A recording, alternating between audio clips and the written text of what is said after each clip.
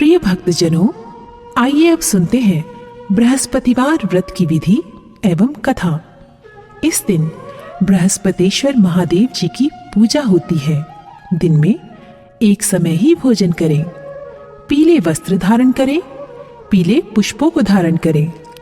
भोजन भी चने की दाल का ही होना चाहिए, नमक नहीं खाना चाहिए। पीले रंग का फूल, चने की दाल, पीले कपड़े तथा पीले चंदन से पूजा करनी चाहिए। पूजन के पश्चात कथा सुननी चाहिए।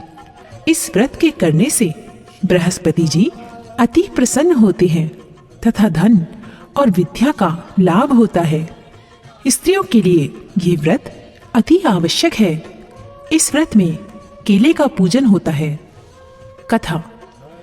किसी गांव में एक साहूकार रहता था, जिसके घर में अन्न, वस्त्र और धन किसी की कोई कमी नहीं थी, परंतु उसकी स्त्री बहुत ही कृपण थी।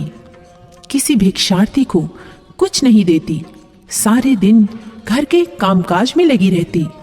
एक समय एक साधु महात्मा बृहस्पतिवार के दिन उसके द्वार पर आए और भिक्षा की याचना की। स्त्री उस समय घर के आंगन को लीप रही थी। इस कारण साधु महाराज से कहने लगी कि महाराज, इस समय तो मैं घर लीप रही हूँ, आपको कुछ नहीं दे सकती, फिर किसी अवकाश के समय आना। साधु महात्मा खाली हाथ चले गए। कुछ दिन के पश्चात वही साधु महाराज आए, उसी तरह भिक्षा मांगी। साहूकारनी उस समय लड़के को खिला रही थी। कहने लगी, महाराज, मैं क्या करूं, अवकाश नहीं है, इसलिए आपको भिक्षा नहीं दे सकती। तीसरी बार महात्मा आए तो उसने उन्हें उसी तरह से टालना चाहा, परंतु महात्मा जी कहने लगे कि यदि तुमको बिल्कुल ही अवकाश हो जाए तो मुझको भिक्षा दोगी? साहूकारनी कहने लगी कि हाँ महाराज, यदि ऐसा हो जाए तो आपकी बड़ी कृपा होगी। साधु महात्मा जी कहने लगे कि अच्छा, मैं एक उपाय बताता हूँ। तुम बृहस्पतिवार को दिन चढ़ने पर उठो और सारे घर में झाड़ू लगाकर कूड़ा एक कोने में जमा कर दो। घर में चौका इत्यादि मत लगाओ। फिर स्नान आदि करके घर वालों से कहो उस दिन सब हजामत अवश्य बनवाए। रसोई बनाकर चूल्हे के पीछे रखा करो, सामने नहीं। सायंकाल को अंधेरा होने के बाद दीपक जलाओ तथा बृहस्पतिवार को पीले वस्त्र मत धारण करो, ना पीले रंग की चीजों का भोजन ग्रहण करो। यदि ऐसा करोगी तो तुमको घर का कोई काम नहीं करना पड़ेगा। साहूकारनी ने ऐसा ही किया।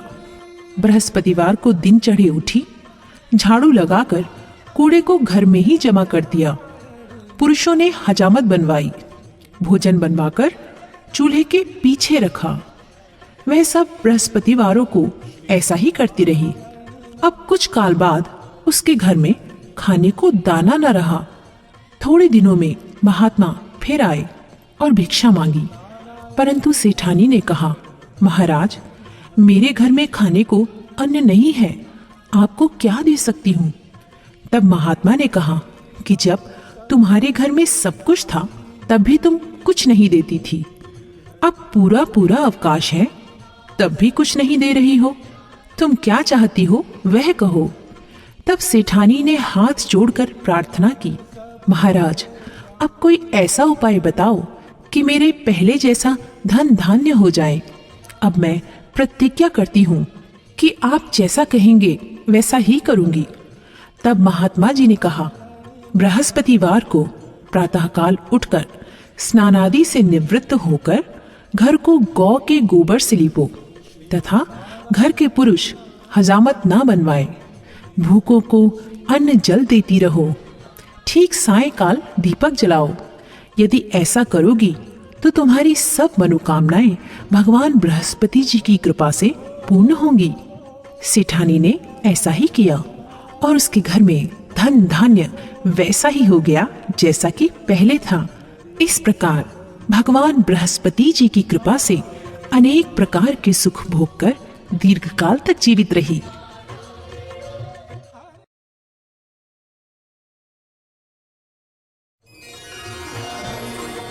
प्रिय भक्तजनों, आइए अब सुनते हैं बृहस्पतिवार की दूसरी कथा।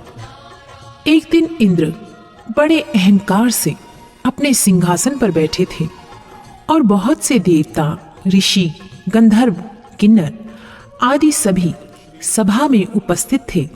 जिस समय बृहस्पति जी वहां पर आए तो सबके सब उनके सम्मान के लिए खड़े हो गए, परंतु इंद्र गर्व के मारे खड़ा ना हुआ, यद्यपि वह सदैव उनका आदर किया करता था। बृहस्पति जी अपना अनादर समझते हुए वहां से उठकर चले गए। तब इंद्र को बड़ा शोक हुआ कि देखो, मैंने गुरुजी का अनादर कर दिया, मुझसे बड़ी भारी भूल हो गई। गुरुजी के आशीर्वाद से ही मुझको यह वैभव मिला है। उनके क्रोध से यह सब नष्ट हो जाएगा, इसलिए उनके पास जाकर उनसे क्षमा मांगनी चाहिए, जिससे उनका क्रोध शांत हो जाए और मेरा कल्याण हो। ऐसा विचार कर इंद्र उनके स्थान पर गए। जब बृहस्पति जी ने अपने योग बल से यह जान लिया कि इंद्र क्षमा मांगने के लिए आ रहा है, तब क्रोधवश उनसे भेंट करना उचित ना समझकर अंतर्ध्यान हो गए। जब इंद्र ने बृहस्पति जी को घर पर न देखा, तब निराश होकर लौट आए। जब दैत्यों के राजा वृषवर्मा को यह समाचार विदित हुआ तो उसने अपने गुरु शुक्राचार्य की आज्ञा से इंद्रपुरी को चारों तरफ से घेर लिया। गुरु की कृपा न होने के कारण देवता हारने व मार खाने लगे। तब उन्होंने ब्रह्मा जी को विनय पूर्वक सब वृतांत सुनाया और कहा कि महाराज, दैत्यों से किसी प्रकार हमें बचाइए। तब ब्रह्मा जी कहने लगे कि तुमने बड़ा अपराध किया है, जो गुरुदेव को क्रोधित किया। अब तुम्हारा कल्याण इसी में हो सकता है। त्वष्टा ब्राह्मण का पुत्र विश्वरूपा बड़ा तपस्वी और ज्ञानी है, उसे अपना पुरोहित बनाओ तो तुम्हारा कल्याण हो सकता है। ये वचन सुनते ही इंद्र त्वष्टा के पास गए और बड़े विनीत भाव से त्वष्टा से कहने लगे कि आप हमारे पुरोहित बनिए, जिससे हमारा कल्याण हो।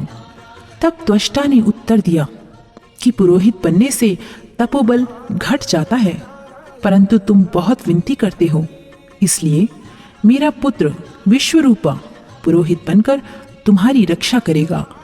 विश्वरूपा ने पिता की आज्ञा से पुरोहित बनकर ऐसा यत्न किया कि हरि इच्छा से इंद्र वृषवर्मा को युद्ध में जीतकर अपने इंद्रासन पर स्थित हुआ।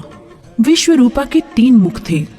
एक मुख से वे सोमपल्ली लता का रस निकाल पीते थे, दूसरे मुख से वे मदिरा पीते और तीसरे मुख से अन्नादि भोजन करते।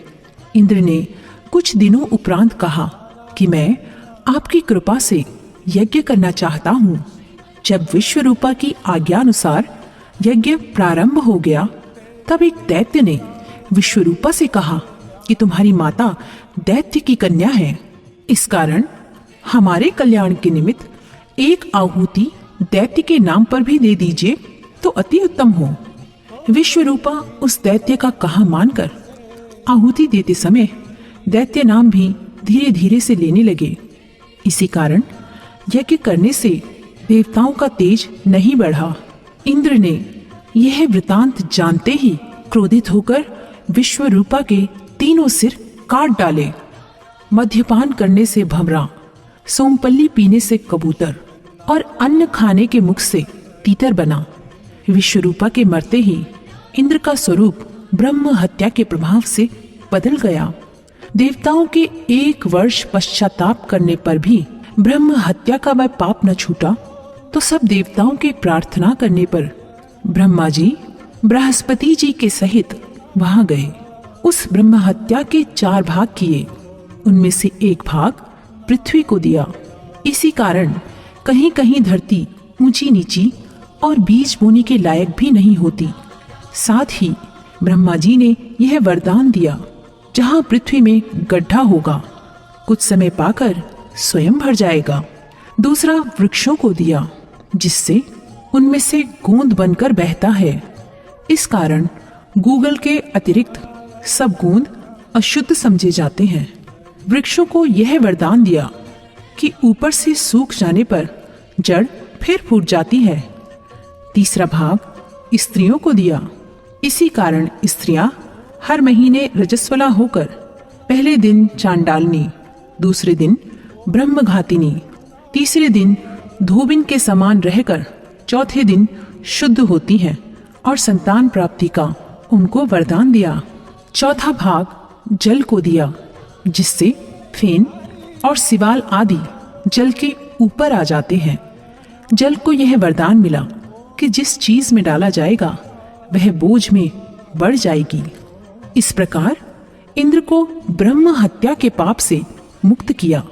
जो मनुष्य इस कथा को पढ़ता या सुनता है उसके सब पाप बृहस्पति जी महाराज की कृपा से नष्ट होते हैं।